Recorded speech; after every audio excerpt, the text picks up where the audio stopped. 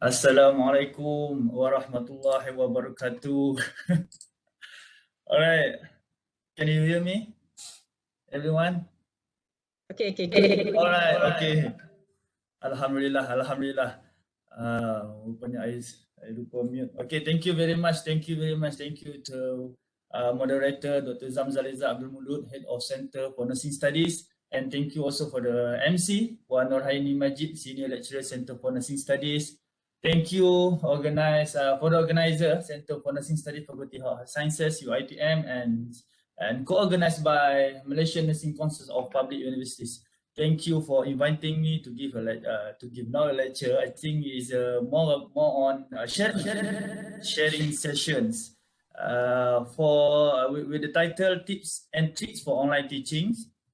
How to teach like a pro. I'm Muhammad again. So for today's webinar, I think I would like to use a multi-language or maybe for easy for your understandings and actually apa yang kita berlaku sekarang ni sangat agak memberi kesan kepada kita. So COVID-19 arrived in Malaysia, then we not expect that to be happens. Then actually lagi satu, kita tak ready, kan? So dalam minda kita, we are not ready, we are not prepared yet to do online teaching.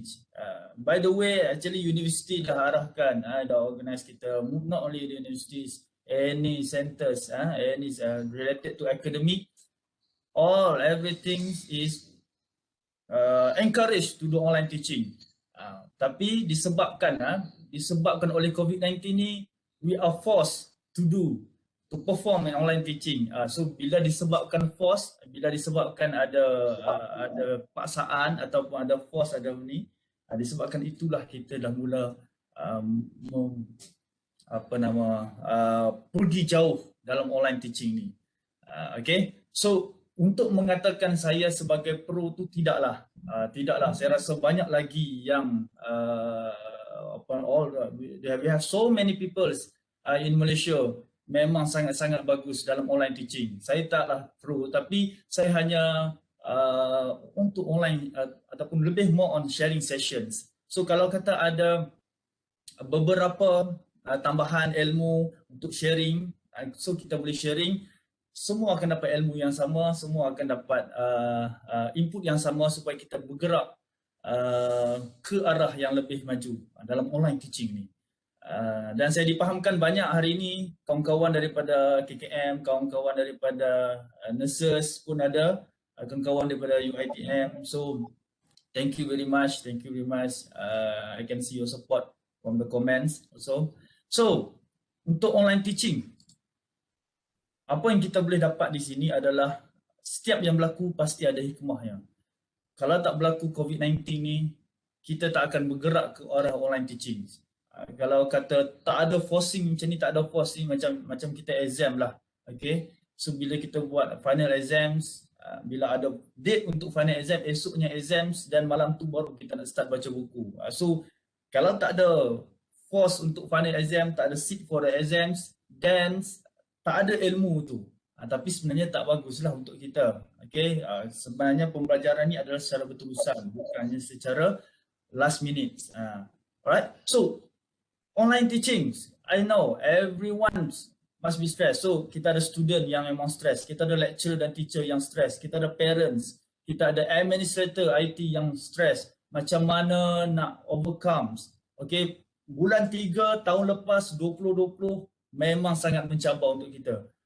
Bila terjadinya PKP, university certificate, semua institut akademik, they think how we want to overcome this issue.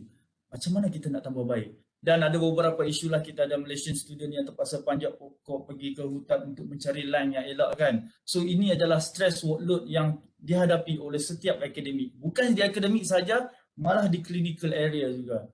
Alright, so stress, tired, rest. Macam mana kita nak jadikan online teaching ni fun and relax, enjoy. Alright, so Actually, teaching online is a little like gardening. Like plants, students need a healthy and fertile environment. If they are going to mature and thrive in their online course, so it takes planning, preparations, hard work, and enough knowledge, okay, to know what to do. So daripada sini, kita anggaplah student kita ni sebagai satu pokok yang kita akan membentuk dia menjadi satu pokok, daripada satu biji benih menjadi satu pokok yang ni. So daripada online teaching ini. So hari ini lebih kepada platforms, lebih kepada teknologi dan lebih kepada software apa yang kita boleh guna untuk online teaching. How to teach like a pro using this platform, using these technologies and using this software. So teaching hari ini ataupun webinar hari ini lebih kepada sharing sessions. So saya akan summarize untuk semua participant. Thank you yang join hari ini. So saya akan summarize apa jenis platform yang kita akan guna. What types of platform that we want to use and the technologies and what the software we can use. Okay. Untuk kita mengajar student, untuk kita mengajar pelajar-pelajar kita ni, kita perlu satu tahap yang atas daripada mereka. Kenapa saya cakap macam tu? Nanti saya akan tunjuk. Alright. So, platform. Saya rasa semua tahu. Menggunakan Google Meet, menggunakan Webex dan juga menggunakan Zoom dan juga Microsoft Teams. Dan we have OBS Studio, we have also YouTube, we have also Facebook, Instagram, TikTok also. Dia jadi medium for the transfer the knowledge via online teaching. Dan ada satu part yang mana menteri, waktu itu kan Menteri Kementerian Pengajian Tinggi ada umumkan sebagai TikTok itu salah satu untuk jadikan medium online teaching. Tapi disebabkan actually media sosial ni ada pro and cons. That's why itu yang kita kena control. Okay, untuk platforms, kita biasa guna Google Meet. I'm sure all of you selalu guna Google Meet, selalu guna Webex. Hari ini kita guna Webex, selalu guna Zoom. Zoom pada permulaan bulan 3 hari itu ada masalah yang kata ada leak confidential punya data. Sekarang dah okay. So Microsoft Teams. Alright, so ini adalah jenis-jenis platform yang kita selalu guna. Okay, saya summarizekan untuk semua partisipan hari ini, tak payah dah pergi cari tempat lain. Boleh tengok apa bezanya Google Meet, apa bezanya Webex, apa bezanya Zoom dan juga Microsoft Teams. So hari ini saya summarizekan semua. Okay, untuk perbezaan, kenapa saya senaraikan 4 platform ni, sebab ini adalah yang selalu kita guna. Di KKM, di UiTM, di universiti-universiti lain, di akademik-akademik yang lain, cikgu-cikgu sekolah sekali selalu dengar Google Meet. Alright. So Webex jarang, Zoom jarang, Zoom selalu dengar juga. Alright, dan juga Microsoft Teams. Okay, apa beza dia? Time limit. Okay, untuk yang free version Google Meet 60 minit, 1 jam, so 1 hour. Webex 50 minutes. Okay, Zoom 40 minutes and for the Microsoft Teams no limits. It is for free. Maksudnya kita tak perlu bayar. Tapi bila kita bayar, kita subscribe platform tu, then tak ada masalah. No problem. You can go online berapa lama, 24 jam pun boleh. Tak ada masalah. So untuk participants, okay, untuk saya summarizekan semua ni, then after this you boleh compare which platform do you want to use. So untuk Google Meet, participant 100 orang sahaja. Okay, ini untuk yang free versions, alright? Yang warna merah tu ya, the red one is for the free versions. For the Cisco Webex, still hundreds. Tapi jika beli dan jika kita ada account dengan dia, kita boleh go more. Okay, sampai 1000 untuk meetings and can reach up to 3000 for events. And for Zooms, sama, 100 juga orang yang boleh join. Maksudnya lebih daripada 100 orang dah tak boleh join. Tapi jika kita berbayar, kita subscribe dan can go more thousands, up to thousands. Alright, annotation. Annotation ni apa? Annotation ni adalah satu. Contohnya, kalau kata untuk Cisco Webex ni, kita boleh gunakan annotations. Alright. Sekejap, okay. Kita boleh gunakan annotation untuk menconteng. Yes, annotate. So kalau tengok dari sini, saya boleh gunakan pen, saya boleh bulatkan di sini. Inilah function annotation. So untuk Google Meet tak ada kelebihan ini. Alright, untuk Google Meet tak ada kelebihan ini. So, and then for the virtual background, kalau kita boleh lihat di belakang saya ni, okay, ada gambar UiTM, tapi saya tak berada di sini pun, saya berada di tempat lain. So, ini adalah virtual background. Okay, untuk permulaan bulan 3 hari tu, saya pasti semua platform masih tak update ataupun masih tak upgrade. Tapi kita boleh lihat sekarang ni Google Meet dah ada virtual background, Webex dah ada virtual background, Zoom dah ada virtual background dan juga Microsoft Teams. So ini adalah satu perubahan yang bagus lah. Platform-platform ni dulu tak ada permintaan pun, tapi bila jadinya online teaching ni, dia terpaksa upgrade untuk melawan ataupun untuk compete in these situations. Alright, kalau kita tengok di sini pula, kalau kita lihat di sini untuk recording Google Meet, yes, pada bulan 3 sewaktu PKP berjalan tahun lepas, tahun 2020, yes, kita boleh record Google Meet ni, tak kisah. Siapa account free version pun boleh record. And until July for UiTM staff, until September 31st, the end of the September, dia habis function untuk recording ni, untuk Google Meet. So itu salah satu kerugian lah buat kita. Tapi tak apa, Alhamdulillah kita ada Cisco Webex yang kita UiTM ada supply yang boleh kita ni, dan kita boleh record daripada situ. Zoom kita boleh record dan juga Microsoft Teams. Tapi ada limit lah, time limit dia 40 minutes only. Alright. So ini adalah summarize untuk semua educator. Semua, saya rasa semua dalam ni adalah partisipan ni adalah semua educator. Tak kisah di clinical area pun kita menjadi educator kepada kita punya junior. Kita punya educator kepada kita punya patients. So, saya summarizekan, you boleh nampak secara clear apa itu beza Google Meet, Webex, Zoom and Microsoft Teams. So, this is the difference between the platforms. So, we have 4 platforms that usually we use. So, for the virtual backgrounds, pada permulaan kita menggunakan snap camera dan semua all the platforms already upgrades for the virtual backgrounds. Okay, ini yang biasa kita guna. Tapi apa yang tak biasa kita guna? Okay, alright. Kita ada OBS Studio, kita ada YouTube, kita ada Facebook, kita ada Instagram dan kita ada TikTok. Okay, I'm sure hari ini ada yang mendengar daripada YouTube, ada yang juga dengar daripada Webex. So, apa yang kita boleh concludekan daripada webinar hari ini adalah kita dah sampai satu tahap yang advance. Okay, dulu hanya Webex saja. Tak perlulah live streaming nak buat apa kan. So, now when we go satu tahap atas yang mana kita dah pandai untuk cari macam mana nak buat live streaming di YouTube, maksudnya kita dah satu tahap advance. Kita dah satu tahap yang ini satu tahap yang baguslah. Ada perubahan daripada situ. Boleh pergi ke Facebook Live, boleh pergi kepada Instagram Live, boleh pergi kepada TikTok. Kenapa saya sebut TikTok? Walaupun banyak yang ada benda yang negatif, tapi sebenarnya banyak benda yang positif kita boleh dapat daripada situ.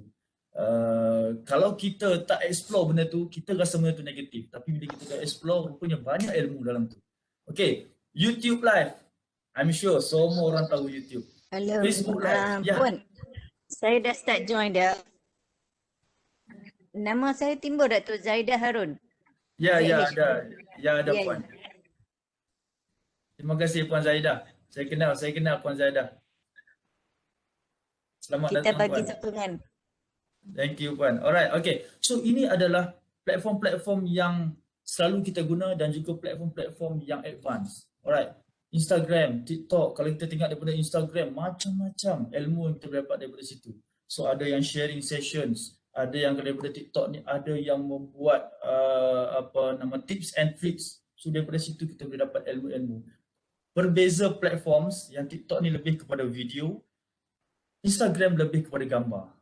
Ada juga video di Instagram, cuma TikTok ni dia dia lebih kreatif daripada segi video.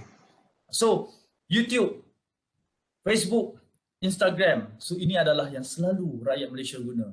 Okay, ini data daripada Januari 2019 dan apa yang kita boleh lihat di sini dalam Gen Z ni, okay, dalam Gen Z ni YouTube adalah yang paling banyak, 77%.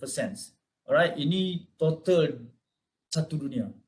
Instagram, Facebook, WhatsApp, Facebook Messenger, dan kita boleh tengok baby boomers, ya, memang sangat banyak. Okay, YouTube, yes, saya pun ada YouTube sendiri dan kita pun ada YouTube sendiri, UiTM pun ada nursing YouTube sendiri, sessions, dan ini adalah idea-idea yang kita dapat setelah berlakunya COVID-19 ini. Okay, so di UiTM untuk pengetahuan semua, untuk akademik daripada KKM, daripada mana-mana, daripada hospital, daripada mana klinikal ataupun daripada universiti-universiti yang lain, swasta ataupun government.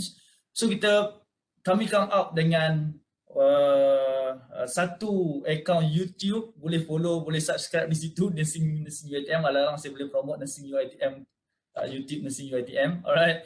So daripada sini kami come out dengan satu prosedur. Kita tak boleh nak jumpa face to face. Ini yang salah satu yang kita cabaran we have to face. We have to face this. That's why we come up dengan satu idea, we come up dengan satu account UiTM nursing untuk YouTube, dan kita letakkan prosedur-prosedur di situ.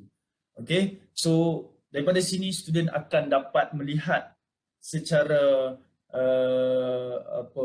walaupun bukan face to face, hanya menghadap laptop, tapi dia nampak. Sebab bila recording tu kita akan record dengan dekat, kita akan record dengan prosedur yang betul. So ini salah satu cara untuk kita dapat idea siapa yang ada di klinikal, macam mana kita nak ajar prosedur. Yes, ini salah satu cara yang kita boleh datanglah, kita boleh buat dengan secara online teaching. Which one do you prefer?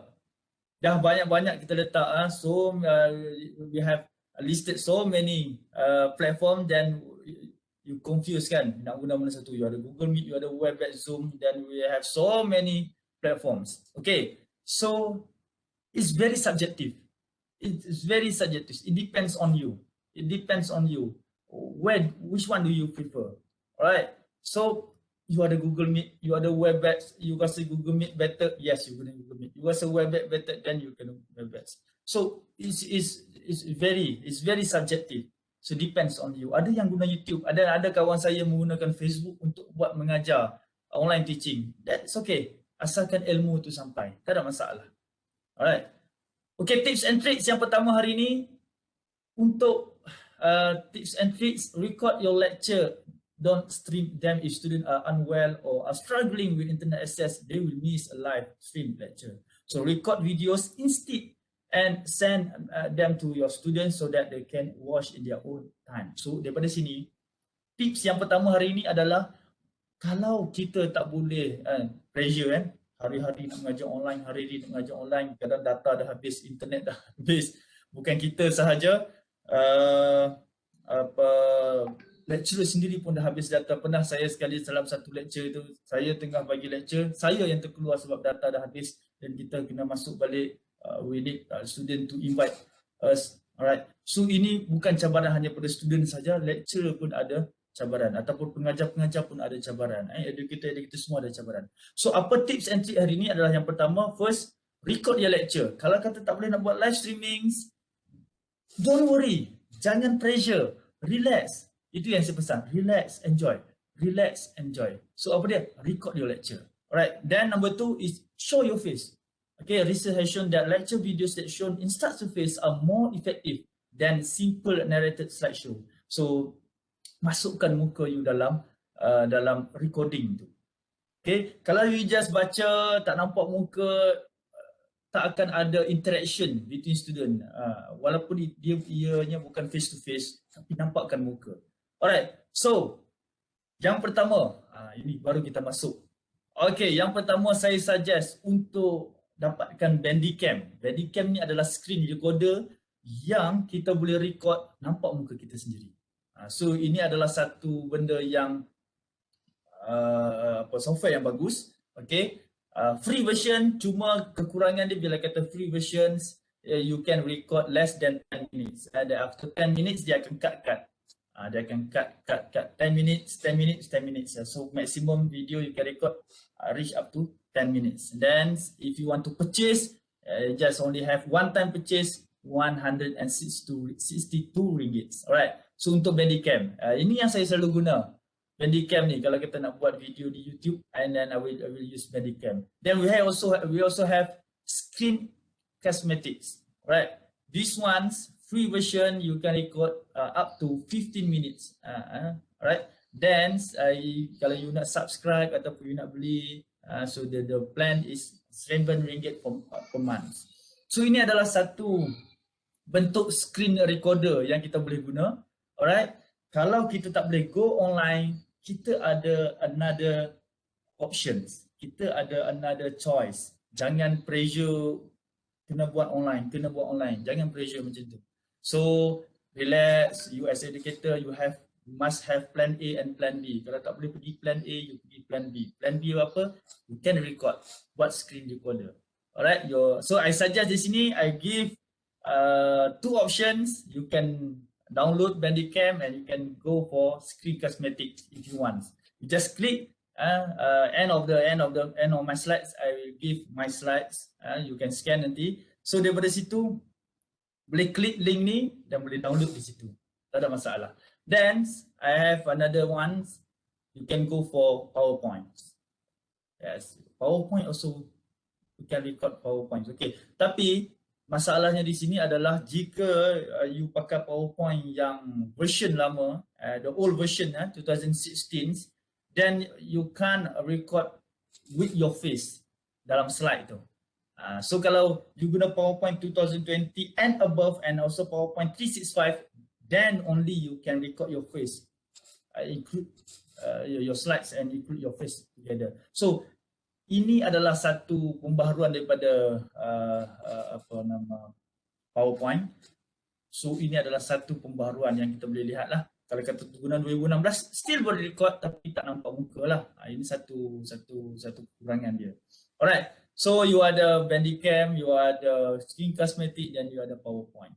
Alright. Okay, so kalau untuk staff UiTM, then you can go for advance. You can get PowerPoint to 365 for free. You go for advance, then you boleh dapatkan pendaftaran baru Microsoft 365. So it's all free. Thank you. So ini salah satu mungkin tempat-tempat lain ataupun tempat ni boleh. Alright. Alright. So PowerPoint 365 boleh tengok, boleh scan QR code di sini on how to use, on how you want to. The video is tutorial on how you want to record a video using a PowerPoint 365. Include your face dalam slideshow itu. Okay, so itu adalah satu benda yang ni lah. So plan A kita live streaming, tak boleh pergi live streaming, we go for plan B, then we record, then we give to the students. So ini salah satu. Okay, tips and tricks lagi hari ini. Treat each student as an individual. Okay, instructors should value individual contributions and treat their students as unique. Okay, a simple technique is to use the students' preferred names or nicknames in all correspondence. Right, so it's also important to add positive emotion and visual cues. So, tips and trick hari ini, bila kita mengajar students, pastikan kalau saya mengajar, okay, saya akan ada satu list name di sebelah saya. Alright, jika kalau kata ada 60 orang di situ, okay, kalau ada 60 orang dalam satu kelas tu, so kita tahu, kita takkan ingat semua nama student itu. Tapi kita ada attendant di sini dan kita boleh panggil nama dia di situ. So, ini salah satu tips and tricks. Jika kita membebel, jika kita mengajar daripada pukul 8 pagi sampai pukul 10 pagi without interaction daripada student, without asking, dia orang tak boleh tanya soalan, tak boleh ni, then the potential for student to leave the room, potential for the student to leave the webinar or anything in the class, online teaching sangat tinggi. Sebab dia dah boring. Bila kita berinteraction dengan student dan kita panggil nama dia, you jawab, you ni, then ini salah satu tips lah untuk you as educator remind, adakan nama student di sebelah dan kita boleh panggil dia supaya dia respons. Alright. Then online environment can be limiting to when the communication is mostly text based. Alright, dia kita membaca je kan. Okay. Selesai untuk platforms, okay, selesai untuk platform pengajaran. We have WebEx, so many. Alright, so we go for platform for assessments. Alright, in UiTM we have UFeature. Thank you UiTM. So we have UFeature to assess the students. For the test or for the final exam also, we can use UFeature. Kita akan masukkan soalan dalam tu, kita boleh buat dalam tu. So and then I ada information daripada Unimas. So dia pun ada develop satu ni untuk buat assessment. I'm sure maybe ada orang daripada Unimas boleh bagi pencerahan kan untuk elite ni. Then untuk assessment also we have Google Form and Google Classroom. Okay, we can use Google Form and Google Classroom to go for test and go for the final exams. Okay. And also the Microsoft Team. Actually, banyak pilihan kita di internet untuk kita menggunakan. Tapi saya prefer Google Forms. Memang apa-apa test sebelum ni masih buat Google Forms. Bukan nak kata sistem lain tak bagus, tak ada masalah. Semua ini saya katalah, that's why I said ini very subjective. Tak ada masalah. There's no and wrong. Tak ada yang betul, tak ada yang salah, tak ada yang ni. It's very subjective. So Google Forms. Okay, ini adalah platform yang UFeature. Kalau dikatakan untuk for nursing, not for nursing, also for the UiTM students, we can use student, staff, okay, untuk buat test dan juga final exam ni. Okay, thank you. And for Google Forms, okay, ada yang menggunakan Google Forms tapi mungkin dia tak terlalu advance. Okay, untuk hari ni saya bagi tips, alright. Untuk Google Form, you boleh include Timify untuk menjadikan dia adalah countdown timer. Bila kita buat Google Form biasa, contohnya kita buat Google Form untuk MCQ, dia jawab dalam 1 jam. Tapi jika tak ada timer ni, kita susah nak handle. Yes, kita boleh handle secara manual, kita boleh off ataupun kita boleh close dia punya participate dalam Google Form tu. Tapi jenuh kita nak jaga macam tu. That's why bila masuk Google Forms, alright, boleh scan di situ ada barcode. Daripada situ you boleh tengok macam mana kita boleh linkkan Google Form dengan Timify ni. Alright, dia ada beritahu lah, ada add-ons dan kita ada ni. Dan ini lebih secure. Yang mana test ataupun soalan ni dia direct hantar ke email student tu. So ini adalah salah satu pembaharuan daripada Google lah. Alright. Okay, lagi satu function yang baru daripada Google Forms, dia ada log mode. Dia ada log mode yang mana bila student jawab, the respondent are not allowed to open tabs or other application while taking this quiz. Maksudnya dia tak boleh buka, dia hanya boleh buka tabs itu saja, quiz itu saja. So maksudnya possibility untuk meniru, possibility untuk copy and paste, possibility untuk tengok tempat lain sangat rendah. So ini adalah satu function yang saya rasa, cuma sekarang the features is only available to school using managed Chromebooks. Dia tak available lagi kepada semua, hanya available dalam Chromebooks. Tapi I'm sure satu masa lagi Google Form akan datang dengan function ini untuk semua orang. So bila dia turn on log mode tu, so ia akan bagus. Okay, yes, alright. Okay, ini adalah satu platform yang lain kita boleh guna untuk Google Classroom. Kenapa saya guna Google Classroom? Menjadi bank kepada saya. Alright, dia menjadi note, video dan juga assignment kita akan bagi dalam ni. Pada student kita akan access dalam ni. Boleh, tak kisah, tak ada masalah, you nak pakai Google Drive pun boleh. And then Google Classroom is one another option you can use untuk you letak PowerPoint, video and notes. Okay, dalam ni. Sebab dalam ni senang student untuk access. It's not suitable for the interaction, you nak sembang dalam tu, no. Memang sangat tak friendly user untuk itu. Tapi dia sangat friendly user untuk you letak sebagai bank. You letak note, you letak PowerPoint, you letak assignment dalam ni, dan you senang untuk cari balik nanti. Sebab once you ada Google account, then you can use Google Classrooms. Alright. Okay, tip and tricks again. Alright, seek feedback from your student. Okay, ini yang selalunya pensyarah-pensyarah, pengajar-pengajar, educator terlepas pandang. Okay, kita rasa kita mengajar tu yang the best. Kita rasa kita mengajar tu, oi, saya lah yang the best kan. Ya, rupanya banyak kekurangan kita yang dapat. So apa yang perlu kita buat di sini? Jangan malu, jangan segan. Okay, buat satu feedback. Okay, dapatkan satu feedback daripada students from your online student on a regular basis. This will help you to ensure you are meeting the needs of your audience and improve your approach. This feedback is invaluable. Sangat-sangat. That's why subjective data sangat-sangat valuable. Alright. Apa yang menjadinya valuable ini sebab satu, dia adalah satu pandangan yang ikhlas daripada student kepada kita. Macam mana kita nak buat? Ini dia. Okay. Dalam masa anda mengisi Google Forms, kita buat satu Google Form untuk e-attendance. Ini yang saya buatlah untuk e-attendance saya. Di dalam itu saya letakkan maklum balas. Kelas online. You can go for English, you can go for BM, it's nothing. Tak ada masalah. So daripada situ, student akan tulis. Dia daripada sini, dia akan tulis ada yang panjang lebar, ada yang sikit, ada yang banyak. So daripada sini, kita akan tahu. Okay, cara pembelajaran yang mudah difahami. Sesi pembelajaran yang mudah difahami. Sangat baik dan jelas. Means that, okay, no problem with the online teaching. Jika ada problems, dan lagi satu, student lain tak akan nampak apa yang student lain komen. Kita sahaja yang nampak komen ini. So, sangat privacy. Jika ada yang marah, jika ada yang rasa tak puas hati pun, kita saja yang tahu dan we take it as kita punya penilaian.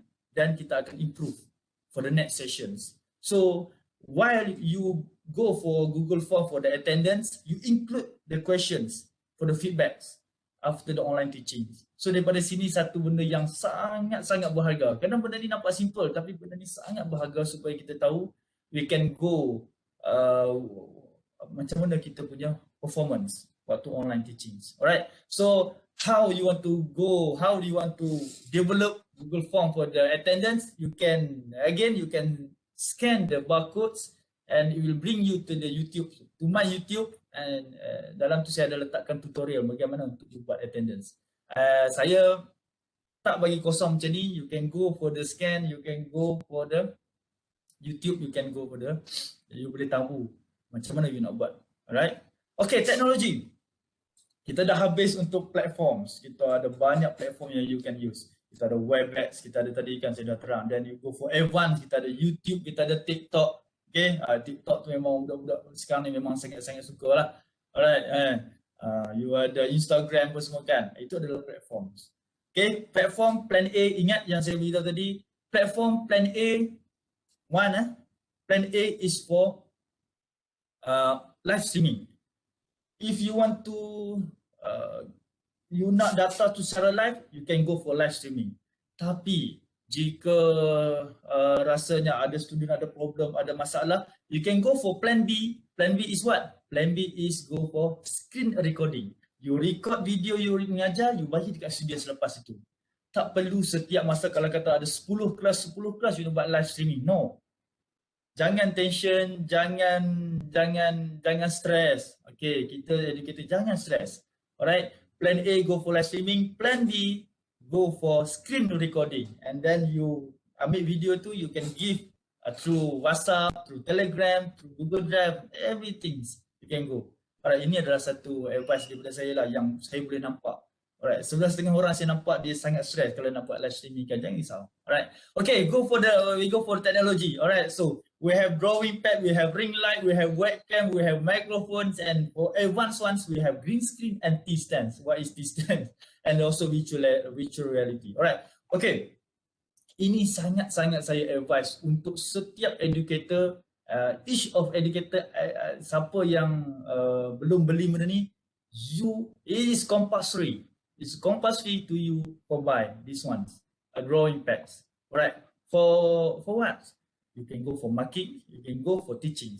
Okay, so daripada ini harga saya ini RM75 ini waktu dulu. Saya rasa dah lama.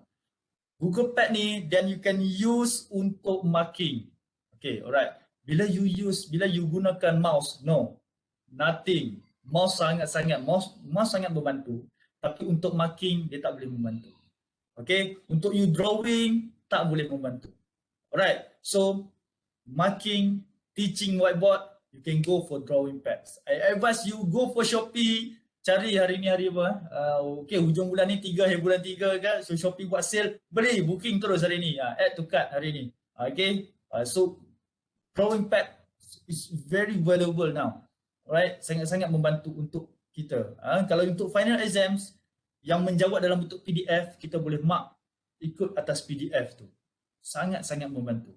Alright, ini satu. Okay, bila saya mengajar, saya sangat suka menggunakan pen. Alright, sebab apa? Bila kita melukis, ini satu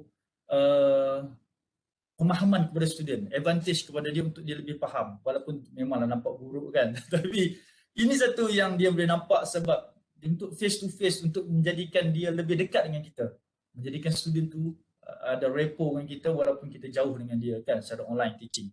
So, ini menggantikan whiteboard saya. Kalau dalam face to face kelas saya pakai whiteboard, inilah yang menggantikan whiteboard saya selama dalam hampir 1 year untuk online teaching ni. Inilah whiteboard saya. Okay, can you go for ring light? Ini saya rasa sebelum COVID-19 datang pun rasa banyak dah beli ring light ni untuk yang selalunya orang perempuan untuk make up kan, selalunya untuk yang berniaga lah kan. Okay, untuk ring light ni, LED ring light tak mahal, murah saja, RM27. Bawah RM50 you boleh dapat yang stand cantik, lawa. Ini pun saya ada satu di sini. Dia nampak ring light kan. So apa ring light function kat sini ialah untuk dia bagi, dia nampak. Okay. So ring light ni satu dia akan nampakkan, okay, satu kan, bila you buat online, bila you nak record, tak cukup. Kamera di komputer tak cukup.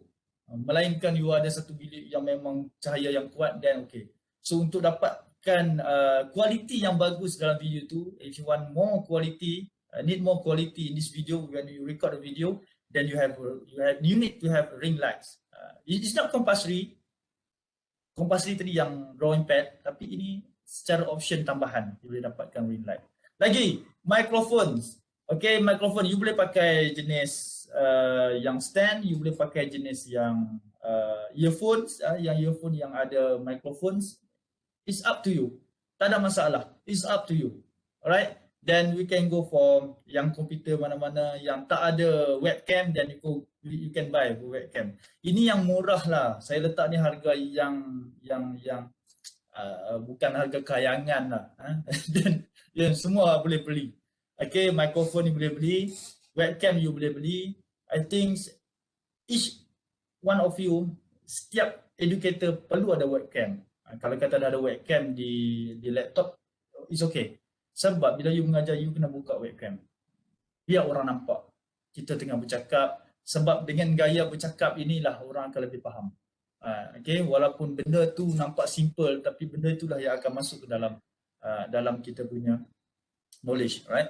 So, for advance, you can go for green screen. Ini saya tak advise lah untuk guna. Memang saya beli green screen. Dulu memang saya ada green screen, alright, okay. Sebab apa saya ada green screen waktu tu? Disebabkan masa tu kita tak ada virtual background. Katakanlah, cuba boleh lihat di belakang saya ni, ada gambar bangunan belakang ni. Dulu tak boleh buat macam ni. Google Meet tak boleh, Webex tak boleh, Microsoft Teams tak boleh, Zoom pun tak boleh. Tetapi sekarang semua dah upgrade. So you tak perlu pun pakai green screen dah. Disebabkan di sistem ni, all these platforms have been upgraded, so tak perlu dah pakai green screen. Dulu saya pakai green screen untuk buat background belakang. Tapi jika you nak pakai green screen untuk beli untuk you buat video, then it's okay. Tak ada masalah. Benda ni semua tak rugi. Okay. Alright. Macam mana you nak buat, you akan boleh. Green screen ni you akan guna OBS ataupun ni untuk buat video. Tak ada masalah kalau you nak buat lebih. Alright. Alright, so software, okay, kita dah masuk bab software, kita dah habis platform, kita dah habis teknologi, apa-apa equipment yang kita beli, platforms.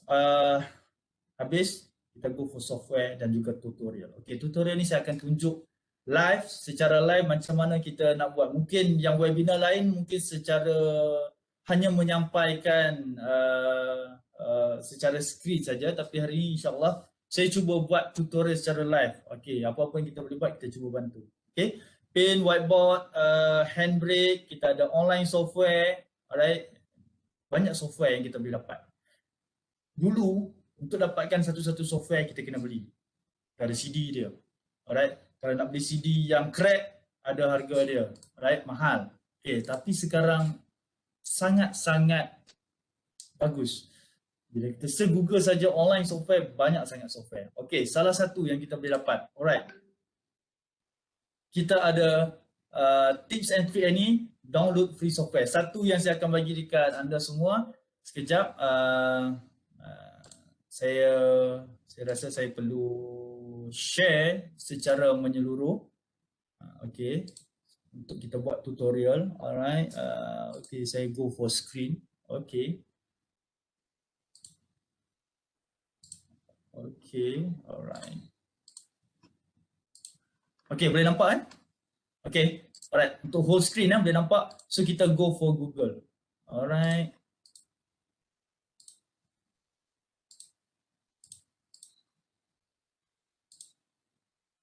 Sekejap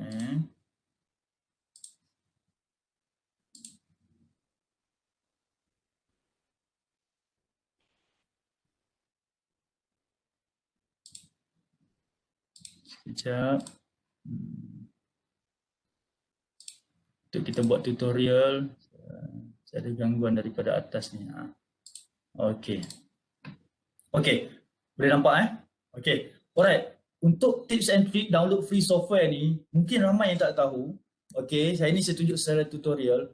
Apa-apa software sebelum ni, kalau untuk pengetahuan semua, okay, saya selalu download di file Hippo. You boleh search file Hippo dan you boleh pilih yang atas ni.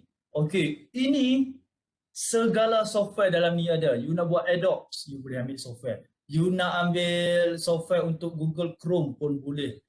Everything is free. The latest version, everything is free. So, sangat-sangat membantu. Okay, sangat-sangat membantu. So, kalau contohnya kita search satu software itu PDF. Okay, bila kita search, kita nampak PDF. PDF download macam-macam jenis PDF. Contohnya, dan kita boleh download. Okay, contohnya kita ambil salah satu, okay, free PDF editor. Okay lah, atas ni kita ambil download. It's free. Download latest version lagi dia akan bagi. So ini satu tips dia, satu perkongsian ilmu mungkin selama ni, mungkin ada yang dah tahu untuk file Hippo ni. So lepas ni, apa-apa software yang nak cari, insyaAllah boleh cari di sini dan you can go for many software. Macam-macam software boleh dapat kat sini. Alright, so okay, kita pergi kepada number 2, okay. Handbrake. Ini pun salah satu software yang sangat-sangat membantu. Okay. Apa function software ni adalah dia nak shrink ataupun this software can reduce a video file size without losing quality. Without losing quality. Okay, so kadang-kadang kita record dalam masa Google Meet atau ke Webex 3 jam. Okay, sampai lama macam tu. So apa yang jadi, video tu akan jadi 1 gig. Video tu akan pergi can reach up to 2 gigs, alright, 3 gigs. Sangat berat. Kesian untuk student untuk download. Apa yang saya boleh advise, you can download this software. Macam mana download? Yes, ada QR code di situ. Okay, pergi ke QR code tu, you akan ada, dia akan link go to my YouTube account. Di situ ada tutorial on how you want to use or reduce the file, the video file size without losing quality. So daripada situ, once you dah reduce, then you can go, you can give to the students via WhatsApp or via Telegram. Nanti everything. Letak logo drive pun boleh. Ini salah satu kadang-kadang kita terlepas pandang. Kita rasa seronok. Kita buat video sampai 3 jam, dan 3 gig, alright, 3 gig. So student kesian dia nak download, perlukan data yang sangat banyak. Okay, untuk QR code, alright, untuk QR code, okay, generator, apa yang ni, ini satu contohnya, contohnya ada link yang terlalu panjang. So kita boleh shortkan QR code ni supaya dia jadi kecil dan lebih nampak lebih official. Nanti saya akan tunjuk satu tutorial bagaimana you akan buat QR code ni. Okay, kita pergi pada video editing software dan phone and computer dulu. Okay. Best video editing software for phone and computer.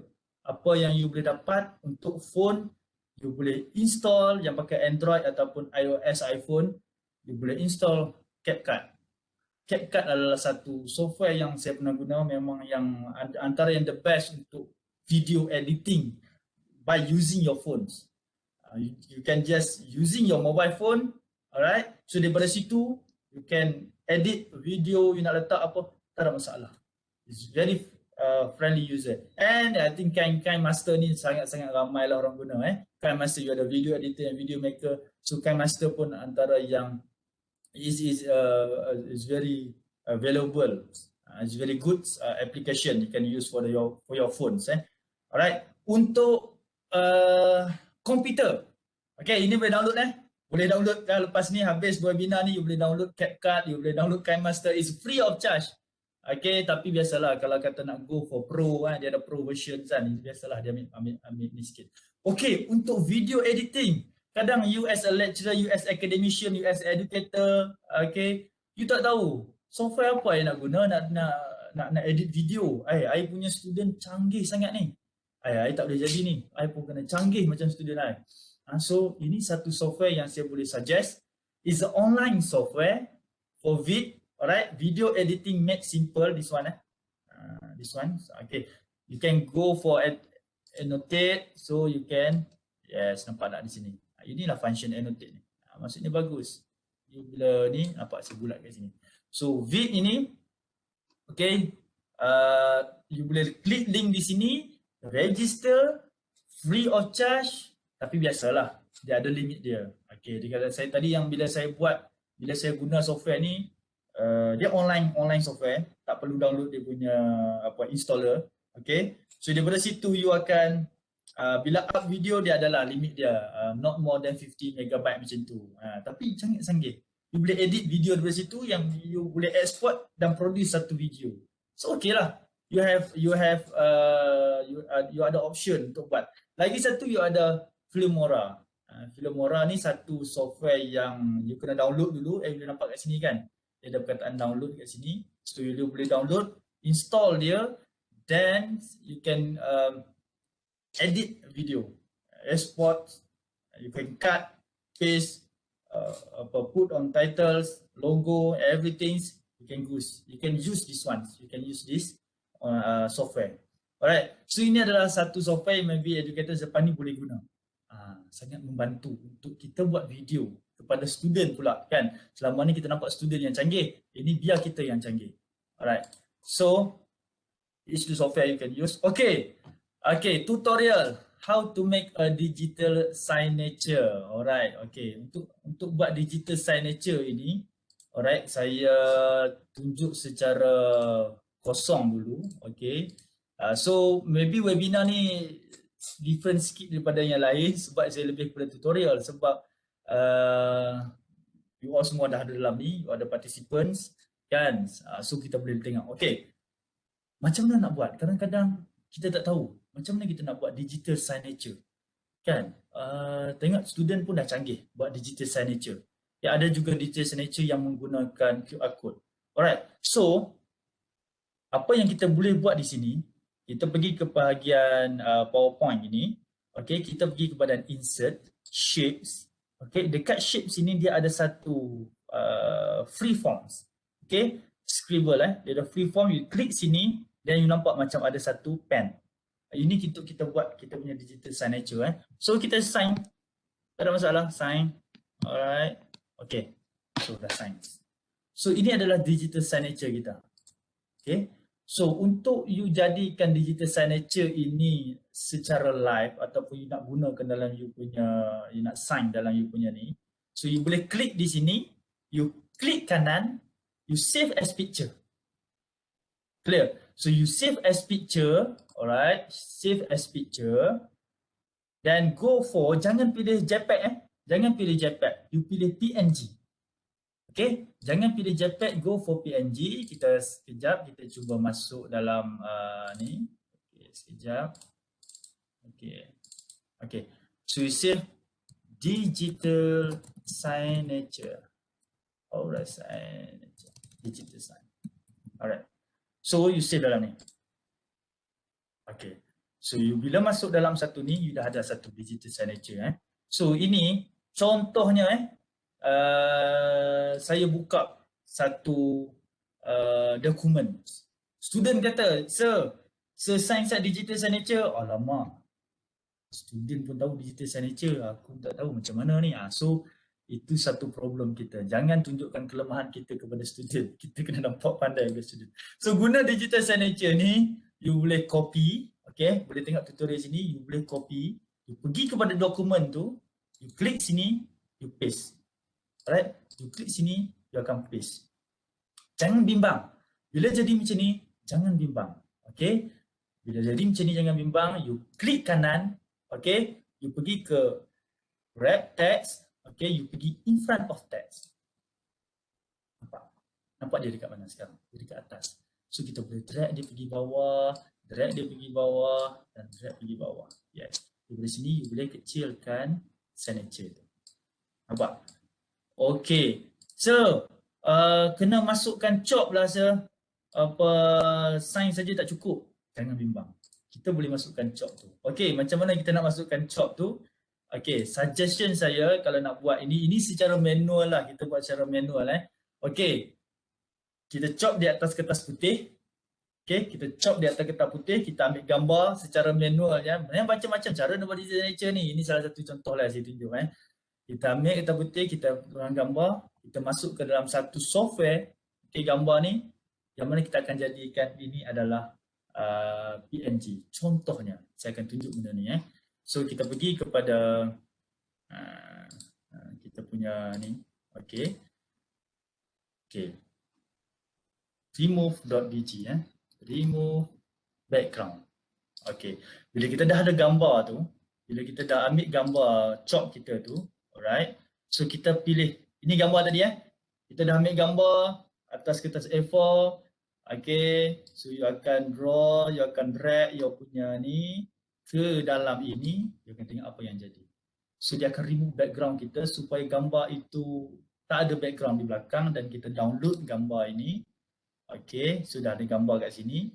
So daripada sini, you boleh guna digital signature ini. Okay, ini copy dan you akan masuk dalam bentuk dokumen yang you akan paste kat sini. Okay, jangan risau, jadi macam ni jangan risau. Macam sama, step yang sama, klik kanan, you pergi red text, you pergi in front of text dan you akan nampak dah kat mana. Nampak. Okay. So lepas ni masing-masing dah boleh buat digital signature. Okay. Nampak. So lepas ni kalau student tanya, sir macam mana digital signature, siap lagi? Okay. Dah ada. You dah ada dah digital signature. Okay. Contohnya saya ambil ini, saya pergi letak di sini. Okay, nak jadikan dia satu picture. Okay, dia nak jadi satukan. Contoh ini satu, betul. Kita jadikan dia satu picture, kita klik lagi satu, highlight dua-dua ni, kita klik kanan dan jadi dia group. Groupkan dia. So bila groupkan dia, nampak tak?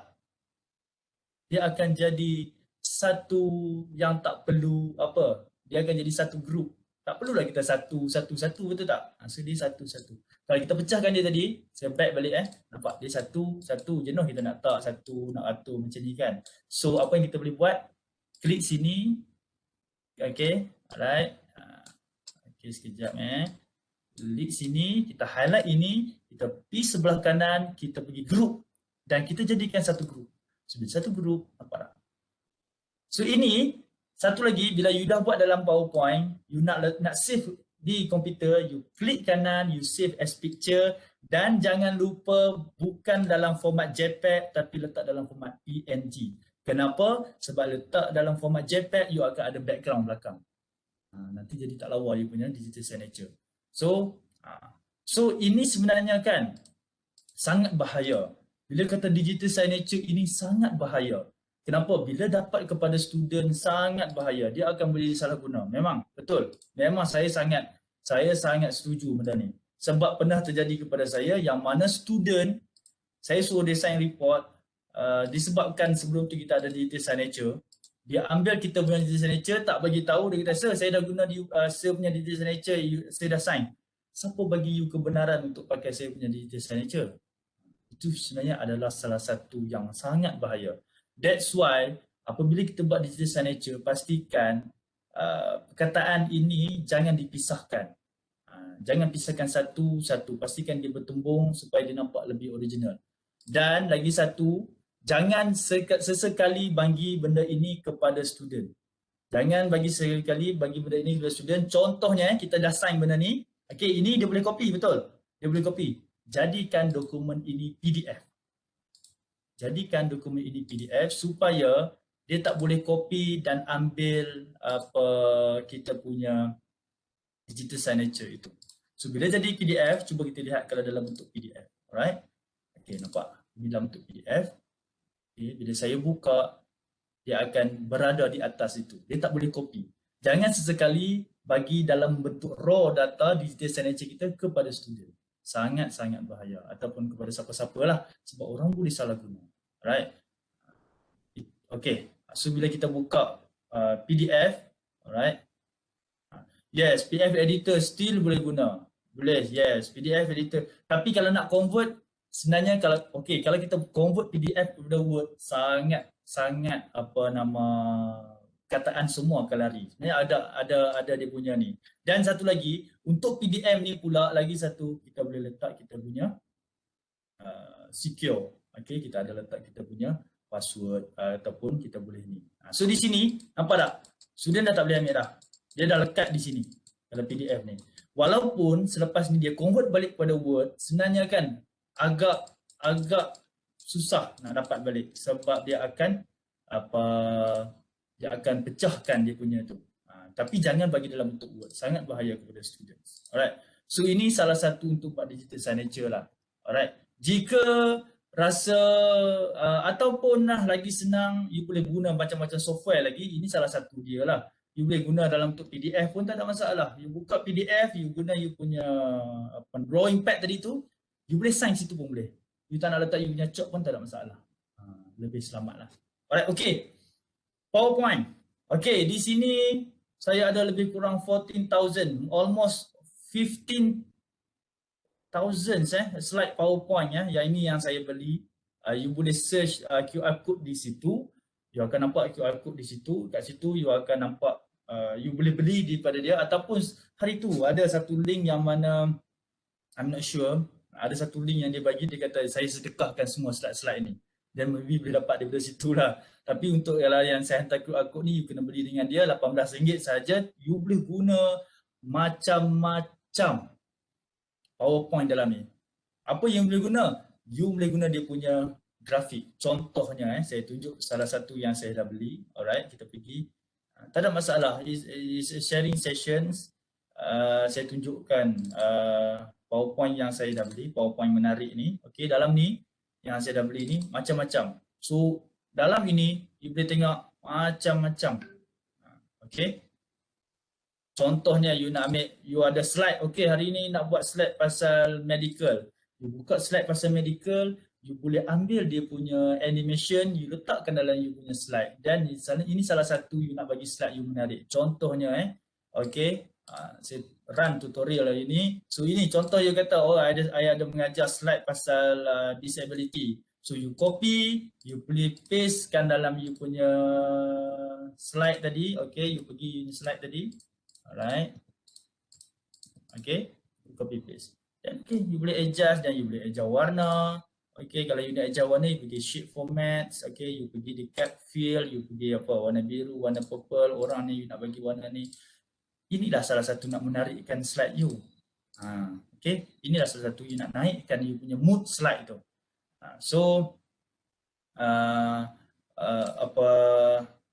Mana tadi? Okay, ini dia punya slide. Alright. So, ini salah satu yang dapatkan slide. Macam-macam jenis slide ada Macam-macam jenis PowerPoint ada. You boleh guna dalam ini. Ini medical. Kalau you nak guna healthcare slides pun boleh. You nak guna, you ada mengajar tentang supply chain, okay, you ada mengajar value chain, technology slides, waterfall slides, animal, aero, automotive, and everything is for you. Okay. Kalau kata saya nak share ini, saya kena masukkan dalam drive dululah, then I can share. Alright. Okay. Lagi satu sebelum saya habis, saya nak tunjuk bagaimana untuk kita share links. Okey, untuk PowerPoint hari ini, saya akan bagi PowerPoint hari ini. Macam mana saya nak bagi PowerPoint hari ini dalam bentuk QR code. So lepas ni boleh pakai QR code. So sekarang saya dah masukkan slide hari ini dalam saya punya Google Drive. Mungkin ada yang tak familiar dengan Google Drive. Okay, so hari ini, so saya akan klik kanan, kita akan get link dan saya akan share semua slide ni dengan orang. Tak ada masalah dengan semua participants. So bila kata restricted, okay, kita buat anyone with the links, okay, dan you boleh masuk untuk copy links. Okay, you boleh ambil slide ni, tak ada masalah. Okay, so link dah ada, betul?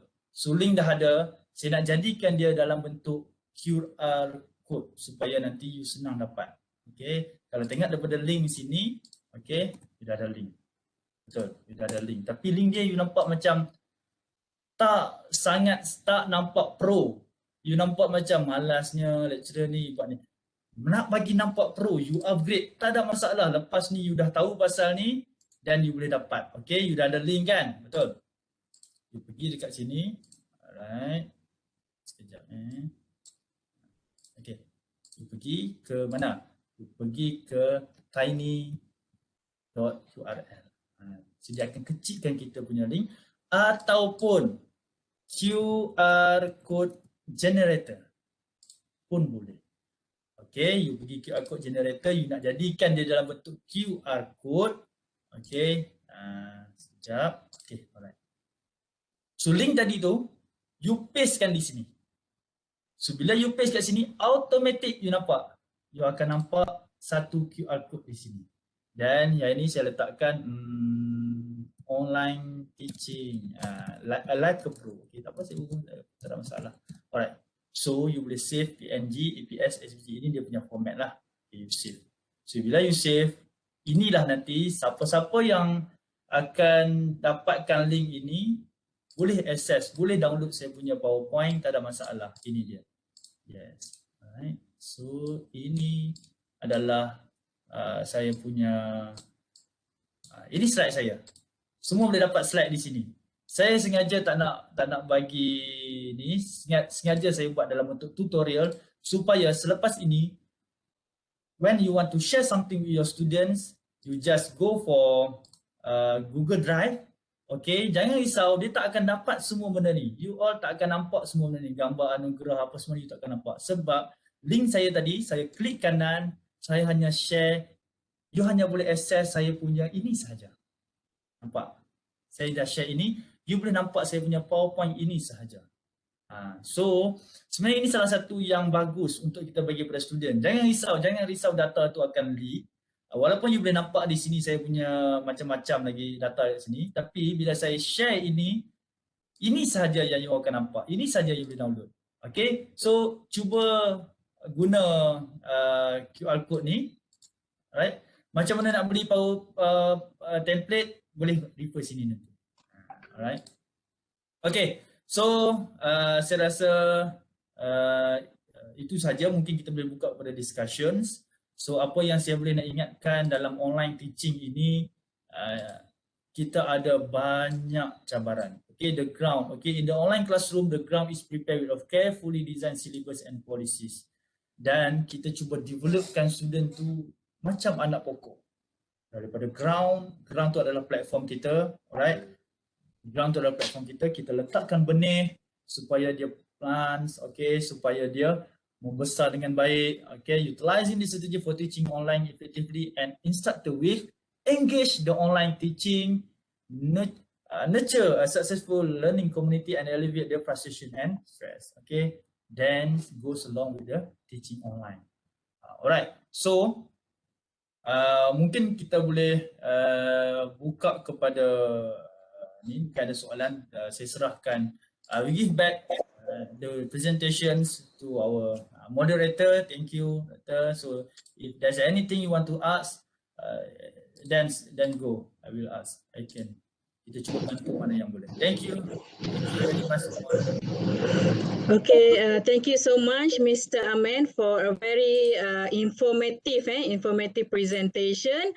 very technical, and then I believe we have learned a lot from today's session. So from the chat box, I have few questions from the participants. So I will read the questions. Maybe after this we can open to the verbal communication or verbal questions from the participant. Okay, the first question, Mr. Amin, the participant asked, can we convert 2016 to 2020 PowerPoint? Okay. And then, okay, you can answer it first. Okay, thank you yang bertanya. Thank you for asking the questions. Okay, untuk PowerPoint, sebenarnya we have to buy. Okay, alright. Kita ada PowerPoint 2016, we have PowerPoint 2010, alright. Then we have another version, all versions. Actually, we can convert the PowerPoint to the latest version. That's why they come out with the latest versions. Okay, bila kita nak pakai PowerPoint yang versi terbaru, the new versions, we have to buy a new versions one. Alright. So bila untuk yang nak menggunakan recording, the latest PowerPoint Microsoft PowerPoint 365, ini adalah salah satu yang suggest lah. Yang saya suggest yang you boleh record, you boleh nampak you punya face dalam tu. Tapi jika you ada PowerPoint 2016, jangan risau, tak ada masalah. Janganlah guna recording daripada Microsoft PowerPoint 2016. You gunalah screen recorder tadi. Yang kita ada Bandicam, yang kita ada Screencast-Matic. Okay, ini adalah satu software yang walaupun even though you boleh record up to 10 minutes, 15 minutes, it doesn't mind. Asalkan you ada video dan you boleh tunjuk you punya muka dalam tu. Jangan stres nak alamak kena beli PowerPoint baru pula, PowerPoint 2016 ada problem. Tak ada masalah. Jangan stres, enjoy. So you go for Bandicam, you go for Screencast-Matic. Thank you. Okay, thank you. So another question is related to the Sir Amin, maybe boleh review juga mengenai Loom screen recorder. Oh yeah, okay, long screen recorder. That's why it is very subjective. Okay, we have so many application, we have so many software dalam kita punya media kita.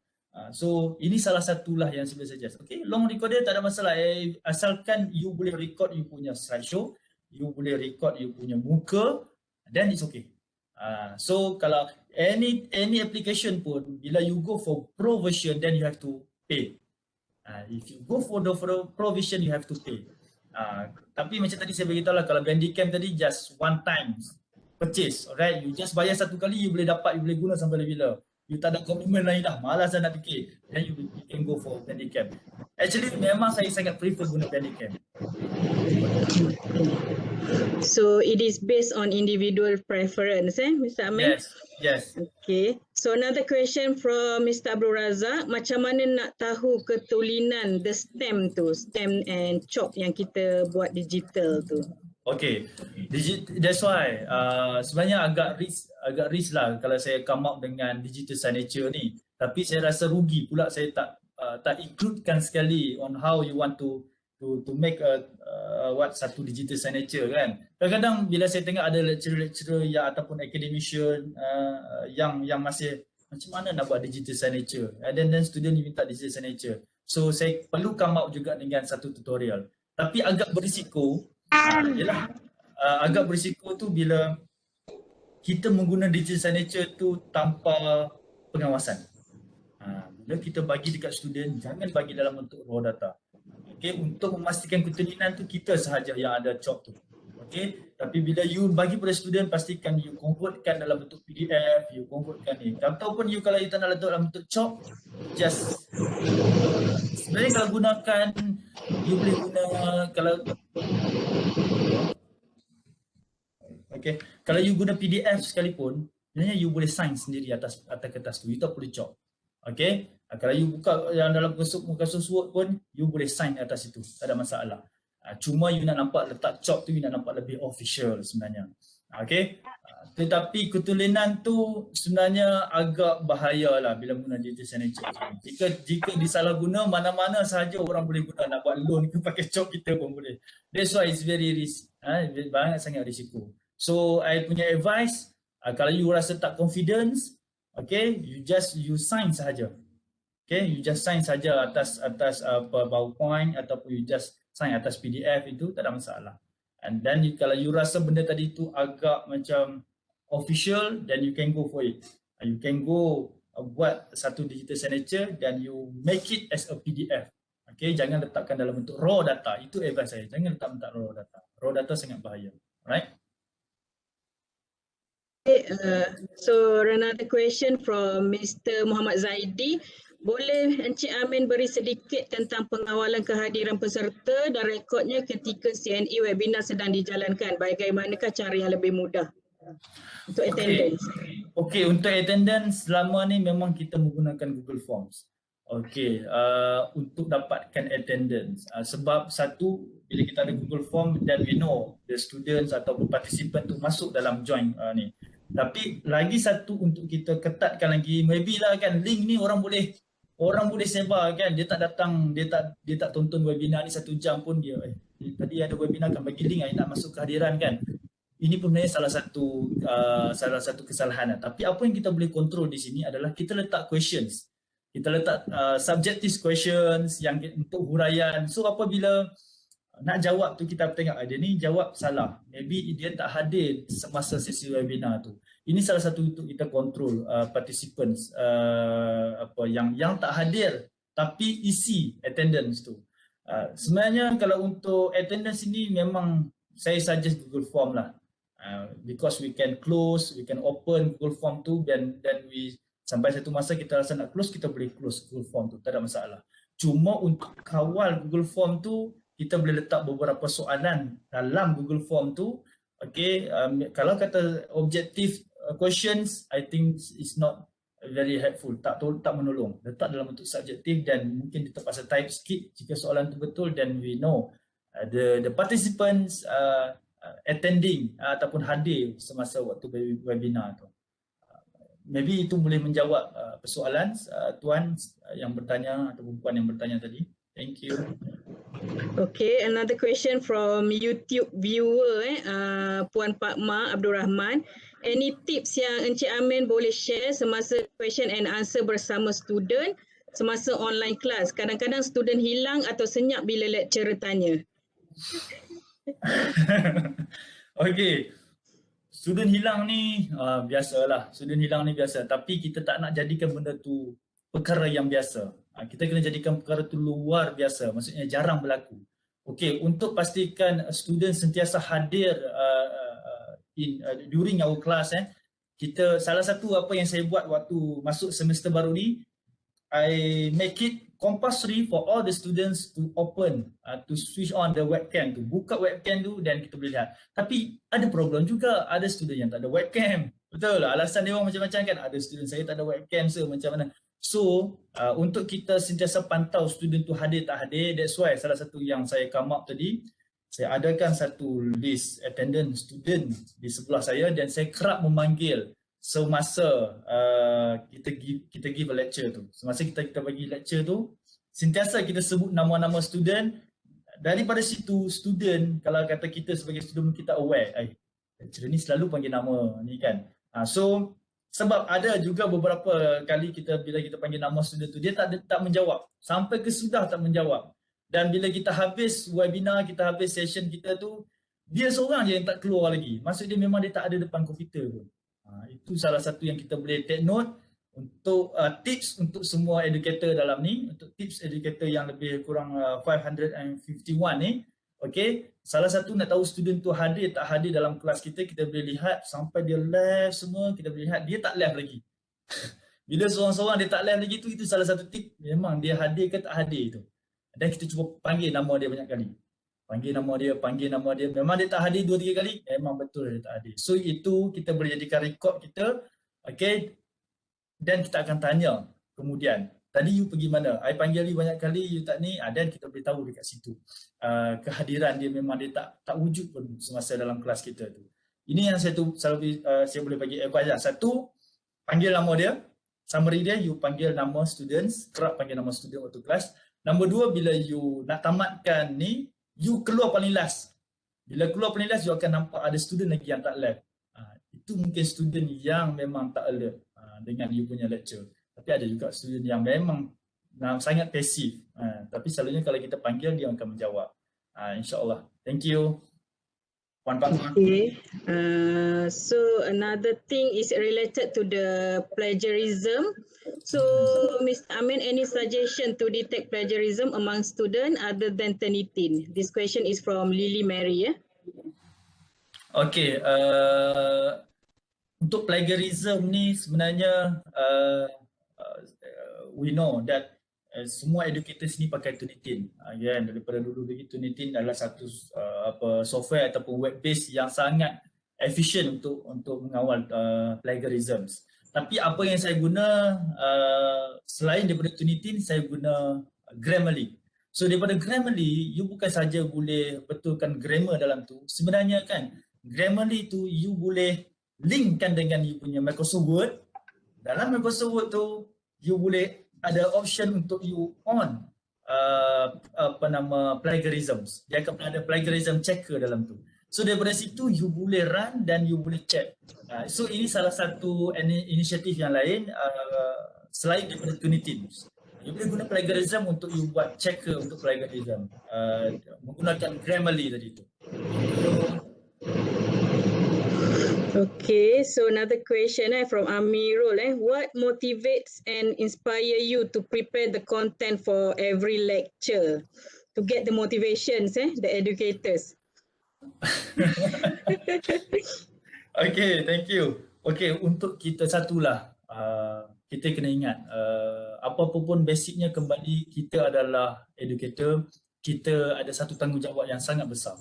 Sebab bila kita tak jalankan tanggungjawab ni, kita ada masalah di kemudian hari.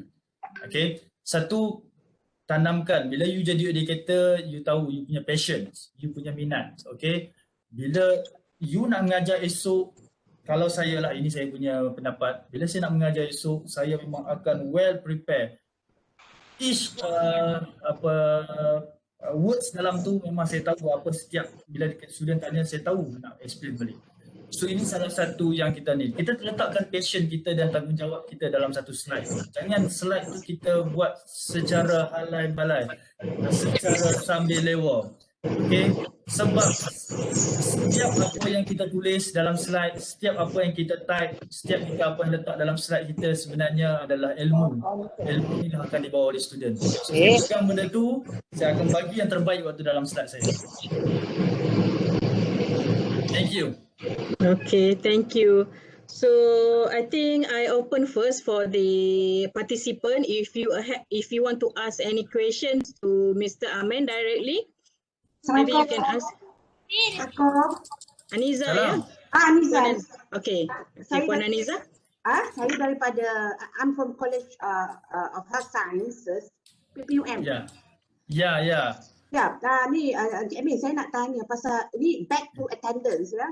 Ya. So, you know lah, bila kita ni ada program pengajian with the students, we always go back to the requirement of auditor, you know.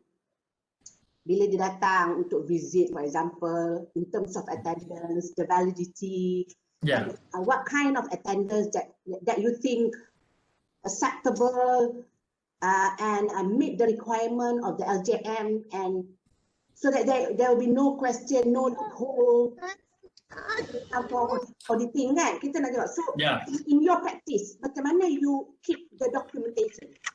Okay, alright.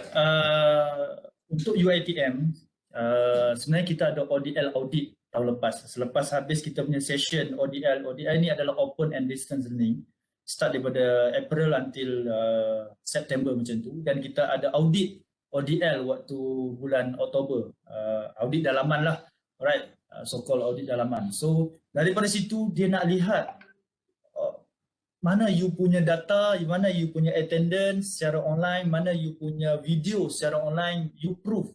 Where is your proof yang you mengajar online? So ini salah satu peringatan buat saya, yang mana saya bagi reminder kepada semua, yang mana kawan-kawan semua, pastikan setiap lecture kita record video, setiap lecture kita pastikan ada attendance. Alright, disebabkan attendance ni lah baru kita tahu student tu datang tak datang. Okay, Satu, saya boleh bagi 2 option kat sini.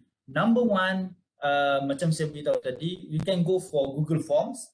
Okay, you can give Google Form after finish your lecture, you bagi Google Form dan minta dia isi, dan dalam tu you nak tengok dia punya kehadiran, you suruh dia jawab satu soalan. Satu. Tapi yang terbaru sekali, kalau semua perasan, okay, dalam Google Meet, okay, dalam Google Meet, bila you on live, bila you dah habis, actually Google Meet tu sendiri akan bagi attendance. Maksudnya tak perlu kita bagi Google Forms. Okay, kalau you guna Google Meet, saya ulang lagi sekali, I repeat. So when you use Google Meet, actually the Google Meet itself already prepare for you the attendance. You can download the attendance from the Google Meet itself. So ini satu benda yang boleh tambah, kita boleh tambah extension tu yang dia kata tu. Extension macam mana puan? Dalam bila kita ada Google Meet application tu kan, dia it seems like macam I pernah juga cari, dia ada kata kita tambah extension. Ya, extension tu kena beli. Boleh, yang extension tu kena beli. Ya. So Google Meet ni macam ni lah, setiap application dia tak nak bagi kita full cover, dia tak nak bagi, dia ada restricted.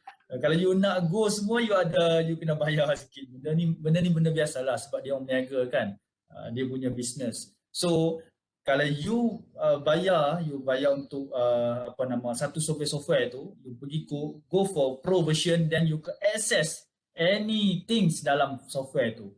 Tetapi setakat yang saya guna Google Meet, setakat yang saya guna lah, bila you download extension, then you kan ada. You akan ada dia ada satu button bawah tu dalam Google Meet tu, you can boleh download participants, attendant dalam tu. Tapi kalau kata benda tu agak menyusahkan, benda tu you nak kena bayar, you nak cari extension pun tak pasti di mana, tak ada masalah. You can go for Google Forms. We go for manual. It's not called manual method lah, tapi sebab benda tu kita buat kan. Bagi link, hantar link kepada student, dan dalam masa beberapa saat ataupun minit selepas habis kita punya lecture, kita boleh close kita punya Google Form tu. Means that after that no more, tak ada orang yang boleh isi dah Google Form tu. Itulah salah satu yang kita boleh ni. So auditor masa datang di Penang hari tu untuk audit dalam, dia orang tengok Google Form tu dan tengok attendance yang kita hantar tu, dan it's acceptable lah. Maybe selepas ini mungkin ada satu software yang baru, we don't know, maybe ada satu software yang baru yang untuk just for the attendance, ataupun selepas ini Webex sendiri, Zoom sendiri come out dengan satu button yang baru untuk kita boleh download attendance directly from the application, and then it's more better.